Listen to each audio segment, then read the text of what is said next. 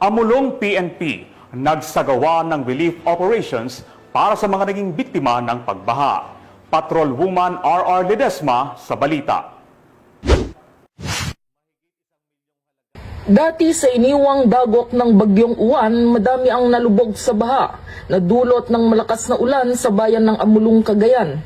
Kaya namin matyagang binaybay ng mga kapulisan ng Amulong Police Station sa pamumuno ni Police Major Jose L. Cabado Jr., Chief of Police, ang maladagat na baha upang matignan ang mga barangay na biktima ng baha sa kanilang bayan upang iparating ang mga relief pack sa ating mga kababayan. Kasama ng ating mga kapulisan ang mga empleyado ng Local Government Unit, MDRRMO, DSWD, Philippine Coast Guard, 17th Infantry Battalion, 5th Infantry Division, Philippine Army, and Bureau of Fire Protection. Sisikapin ng ating mga kapulisan na abutin at puntahan lahat ng mga kababayan nating nabaha. Nauna nang nakatanggap ng food packs ang mga kababayan nating residente ng Barangay Pakak Grande, Tana, Logong, Alituntong, Amulong, Cagayan.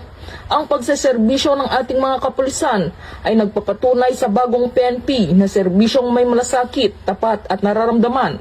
Mula dito sa Lambak ng Cagayan, ako ang inyong PNN correspondent, Patrol Woman Ledesma, alagad ng batas, taga-taguyod ng Balitang Pulis.